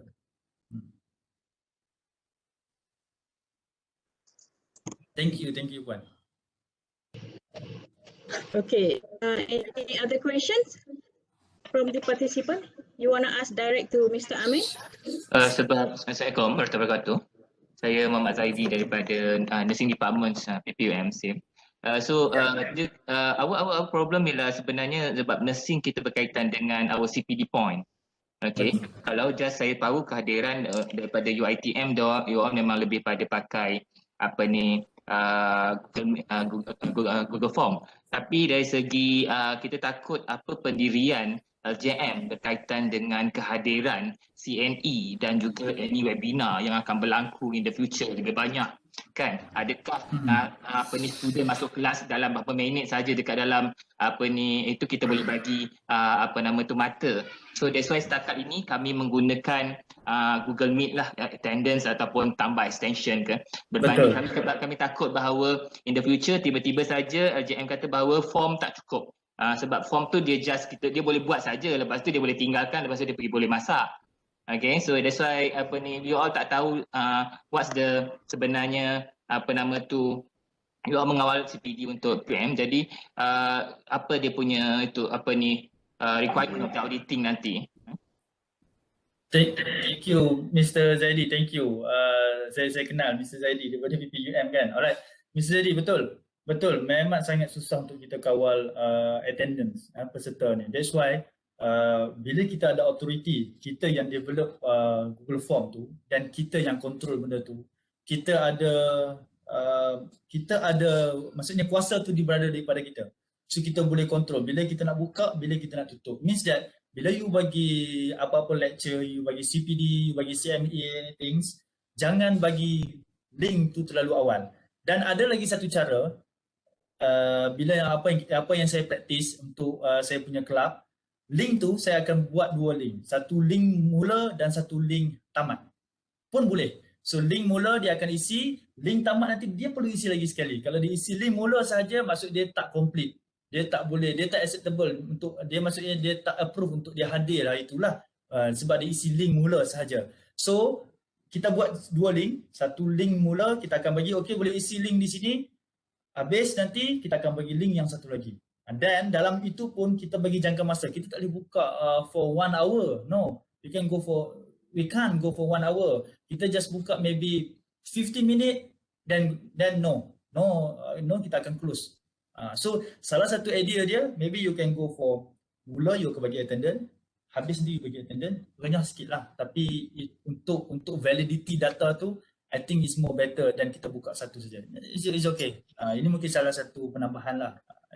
Kita boleh tambah baik. Pada Amin, saya Dr. Hairina daripada UIA. Boleh tak you bagi contoh satu macam mana you nak set in the restriction untuk Google Form for attendance particularly? Set restriction macam mana tu? Means that? Macam kita cakap kita boleh masuk timing kan, macam in 1 hour. Macam mana? Can you show the hands-on session? Okay, boleh. Sekejap ya. Saya share saya punya screen. Sekejap. Boleh ke? Boleh ke organizer saya share screen saya? Adakah saya dah share screen saya ni? Belum lagi Sudah ke? Okay, alright. Okay, saya tunjuk di sini salah satu yang ini secara manual lah yang kita boleh buat untuk attendance ini. Ini adalah yang saya guna praktis untuk contoh lah, saya ambil mana-mana attendance ini untuk kelas saya lah. So contoh attendance ini. Okay, ini salah satu attendance yang kita guna, e-attendance. Kita call it as a e-attendance, alright. Okey, daripada sini, e-attendance ni pelajar akan isilah nama, nombor matrik, tarikh, dia akan masuk kelas apa semua. Alright, dan daripada situ kita ada response. Okey. Macam mana kita nak control kita punya responses ni? Macam mana kita nak control adalah kita sendiri sebagai pemilik Google Form, kita boleh klik di sini. So means that kalau kita nak buka, kita boleh buka. Okey, dan dia boleh isi dia punya attendance tu dalam 50 minit dan kita akan close secara manually di sini. So ini atas kita. So bila kita dah klik not accepting responses, then no one can fill up the forms untuk e-attendance. Ini salah satu yang kita boleh buat secara manual sebab kita yang ada. Dan ini pun not everyone, bukan semua yang boleh. Kita saja yang pemilik ini saja yang ada authority untuk accept or not accept the responses. So ini salah satu yang kita boleh kontrol lah. Siapa tadi? Dr. Hairina ya? Right. Ya, terima kasih. Okay kak ya? Thank you. Next class. Alright. Assalamualaikum Brother Amin. Ya. Dr. Salizah ya? Ya doktor. Okay. Okay, I'm aware that you guys have done this ODL kan dah for the last few years.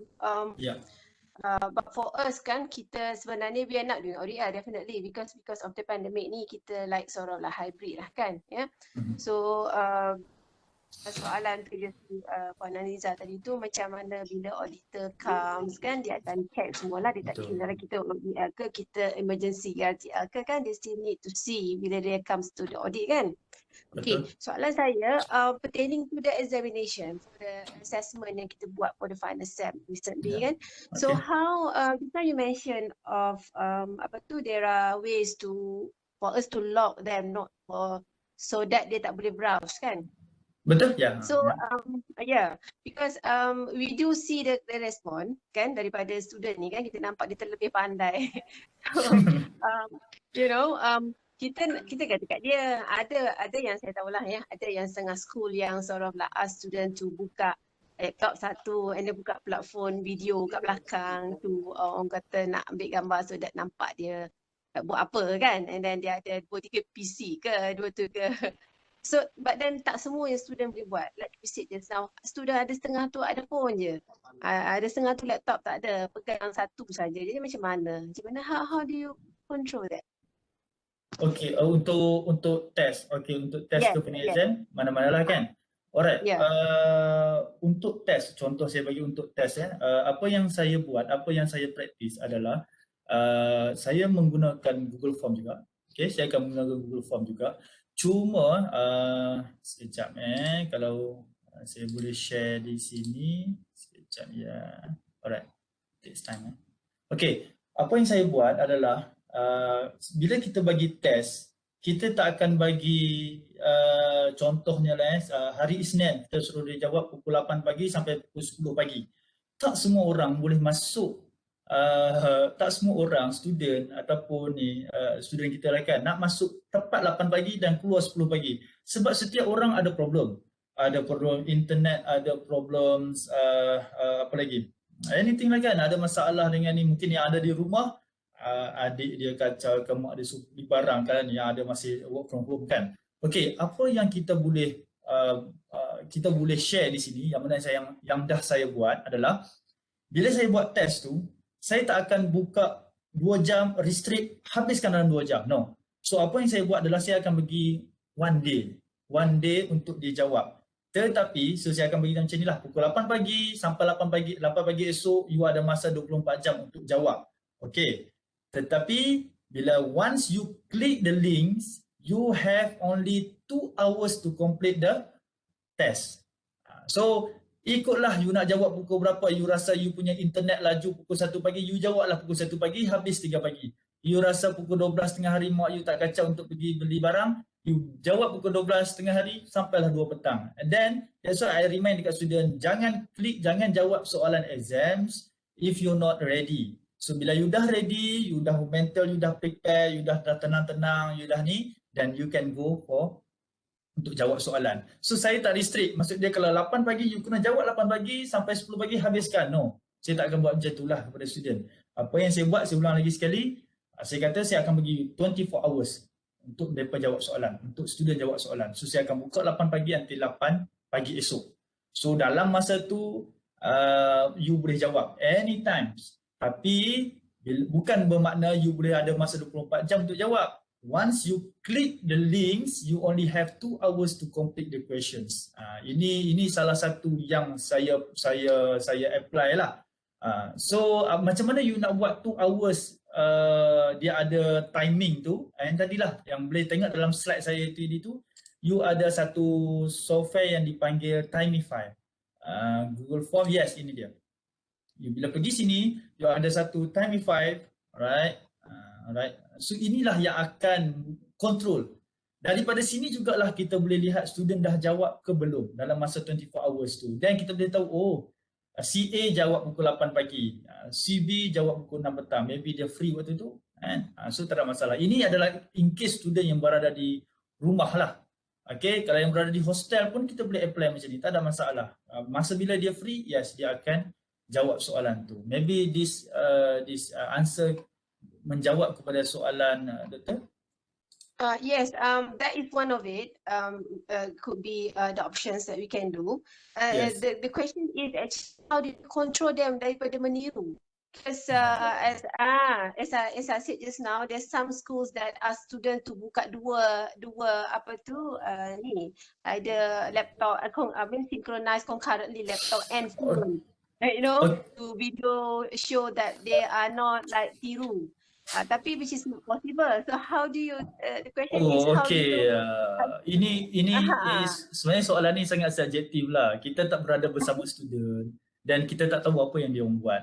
Apa yang kita boleh ingatkan kepada student adalah you kena jujur dengan diri you sendiri. That's why kita tak berada, contohnya lah kan, kita bila dia orang berada di rumah work from home ke apa kan. So kita nak jejaki kalau ada 100 orang tu 100 orang kita nak pantau seorang memang susah. That's why ini adalah salah satu cons lah untuk online teaching. Sebab kita tak tahu apa yang dia orang buat. Mungkin ada 3 laptop dia buka serentak, adik dia punya laptop, abang dia punya laptop. Lepas tu dia duduk, okay tolong search untuk kakak. maybe situasi itu berlaku kepada orang yang berkemampuan. Okay, you duduk sini, okay, tolong sama-sama kita cari jawapan. Ini benda yang sangat-sangat subjektif. Untuk kita kontrol benda ni sangat saya tak boleh nak kata. Yes, kalau kata tak sebab macam tu.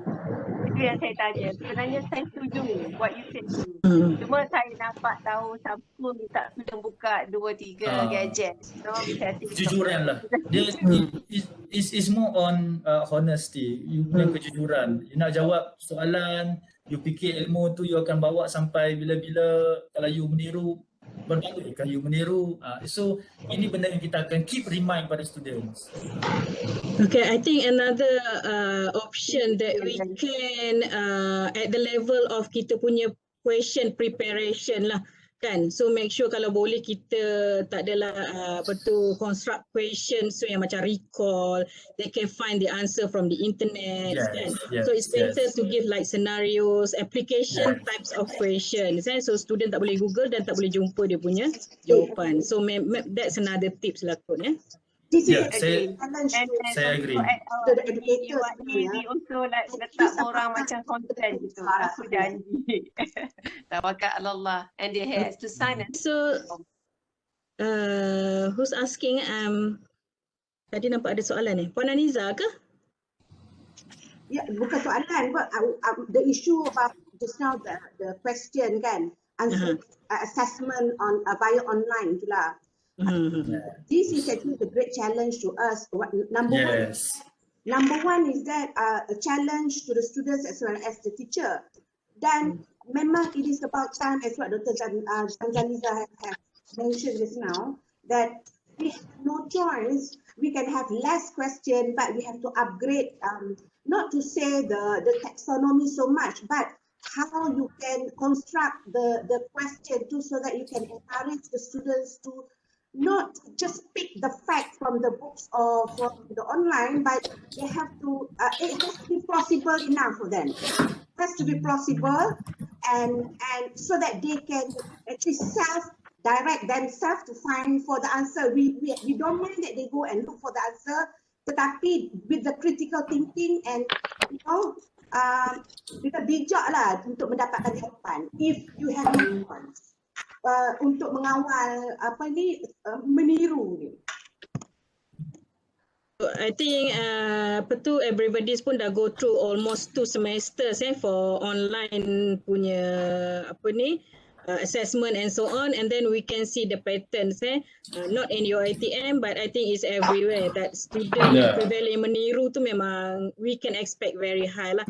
So I think maybe in our next session we can share about the construction of question for online assessment. Maybe that's a good sharing session for our next webinar. Okay, so is there any other question that we can ask Mr. Amin, because of we have another 10 minutes before we end this session? Amin. I'm Akmal, one of Dr. Zampunya student lah. I have one question. Is there any tips or any what software that you can share to us who are using Max to make our slide more interesting to us to present? Okay, alright. Thank you, Akmal. Students Alright, thank you. Okay, untuk students, not for student also, terpakai juga ataupun terpakai juga untuk kita sebagai educator ini, yang mana kita terpaksa pakai slide yang kita perlu datang satu slide yang menarik untuk catchy, untuk tarik perhatian student kita. Antara yang you boleh guna macam-macam, yang slide yang you boleh guna. Kita ada PowerPoint ni satu benda yang biasa lah. Lagi satu, you boleh maybe you boleh come up dengan video. Lagi satu, you boleh pakai Prezi. Prezi pun salah satu slide show yang menarik, yang mana you boleh zoom in, zoom out, dan maybe first time tu agak susah lah you nak buat, you nak zoom in, zoom out. Tapi after you present menggunakan Prezi, sebenarnya salah satu benda yang menarik. Sebenarnya Prezi ni dah lama lah, dan ada banyak yang dah menggunakan Prezi ni. Ini yang salah satu yang saya boleh suggest lah. Kalau satu presentation lagi, PowerPoint itu yang saya boleh suggest, jangan jadikan PowerPoint itu sebagai karangan. Dah nama dia pun PowerPoint, jadikan PowerPoint yang power. Ini kesilapan yang selalu kita buat lah, bukan sahaja kepada student tetapi juga kepada kita sebagai academician. Kita mengajar, ya Allah, penuh kita punya slide, student tengok kita ni kenapa slide kita banyak sangat. So jangan jadikan sebagai karangan, jadikan dia sebagai point. Bila nak jadikan karangan, kita akan lampirkan satu buku ke yang lain. Bila kata PowerPoint, you just buat dalam bentuk point. Dan pastikan ada banyak gambar. Gambar yang catchy, gambar yang boleh menarik perhatian kita punya evaluator, you punya lecturer ke, you punya ni lah. Okay, so daripada situ sebenarnya you ada grafik sikit. Sebenarnya itu salah satu yang dia sebenarnya lebih, macam saya cakap dah, lebih berbentuk subjektif atas kreativiti orang di situ untuk membentuk satu PowerPoint yang sangat-sangat menarik. Dan salah satu yang saya advise tadi adalah dapatkan PowerPoint yang interesting tadi tu dengan cara you beli ke, macam tadi ada share link kan, cara you beli ke. So daripada situ you copy grafik-grafik di situ, masukkan dalam PowerPoint you. Ini salah satu bentuk yang valid lah. Yang agak tak valid tu yang selalu kita guna adalah kita pergi Google, kita search gambar apa-apa, kita ambil, kita copy, masuk. Gambar tu ni tak valid ni kalau kata kita publish ke mana-mana, sebab gambar tu umum kan, ada dia punya tuan badan dia. Tapi bila kita beli, grafik yang kita beli, then it's up to you. You nak update, you nak cantikkan macam mana, it's up to you. Okay, so thank you so much for the answers. So I think I will let the last questions for the participant. Hello, Assalamualaikum. Salam ya. Lecturer saya daripada Widat. Saya nak tanya Cik Amin ya. Ya. Cik Amin tentang, actually it's good idea yang Cik Amin share tadi. Maksudnya test we are running for 24 hours. It's quite applicable for nursing Malaysia ni, I rasa. Yeah. It's quite applicable also. But the thing is, we can apply this point of view in our colleagues. And one more thing that I want to emphasize here, once I teach the students, most of the students are still don't have the equipment, meaning that the capacity of the laptop. For example, they cannot reach. Example macam I sekarang ni kan, I buka Webex pakai laptop. Then sometimes I can hear you, but sometimes I can't. I'm using two approach, meaning that I'm using laptop and I'm using handphone at the same time. Yes. So if I'm using laptop itself, I cannot fully to get your information. The same thing also to our students. Because they are anywhere in Malaysia. That's why we can apply that this one is good. But the thing is the coverage for our student is not all. The attendance also I can Then the thing is, alright. Okay, alright. Lagi? The question ni, apa suggestion mungkin kita boleh suggest instead of, because sekarang memang the application of online. Yes, because sekarang ni I ajar nursing skills, the more to the video part, but the thing is for the theory nursing subject, for example, they are fully using online. So that's the reason lah. Mungkin ada some idea from Amin which okay. Alright. Give some idea about that. Thank you for the question. Okay. Alright, apa yang saya boleh suggest, alright. Kita macam saya beritahu tadi, mula-mula session webinar tadi tu kita ada plan A dan juga plan B. So untuk yang plan A, kita akan buat live streaming macam sekarang lah. So student akan perlu hadir secara bodinya live streaming di depan laptop, depan komputer. Tetapi kita tak boleh assume semua student adalah sama macam kita. Maybe kita ada unify dekat rumah. Student tak ada unify semua tu kan. Maybe. So apa yang saya boleh suggest untuk plan A, yes, you can go for that. But if you have these problems, okay, kita ada masalah dengan internet, student hari tu bila ini atas pengalaman bila saya mengajar, ada student yang terpaksa, dia tak ada laptop, dia pakai handphone saja, itu pun terpaksa keluar pergi ke Bendang, jauh sikit jalan kaki baru dapat kita punya line. Apa yang saya boleh suggest, kita jangan terlalu obses untuk buat live streaming. Okay, apa yang kita boleh come out adalah go for plan B, record the video. Record a video, bagi tahu, sebab bila kita record video, suara kita jelas semua kita, dan kita bagi video tu kepada student, okay, dan buat discussions. Okay, I dah bagi video, I bagi masa you untuk tengok video ni, esok kita discuss balik apa yang you belajar daripada video tu. Okay, jangan bagi serta-merta hari tu, you bagi time untuk dia download.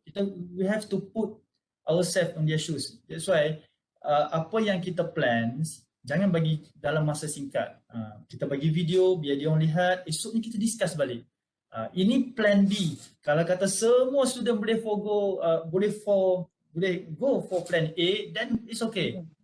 Pergilah pada plan A, buatlah secara live streaming. Tapi kalau ada masalah macam ni, jangan, kesian kepada student yang tak dapat join sekali. Dia rasa tersisih. Dia rasa tersisih sangat, kawan-kawan semua dah masuk, dia tak masuk. So, itulah saya boleh suggest. Online teaching ini very subjective. It's very subjective. Jangan stick to one only. Go for another option. Means that kita tak stress, student pun tak stress. Happy go lucky semua.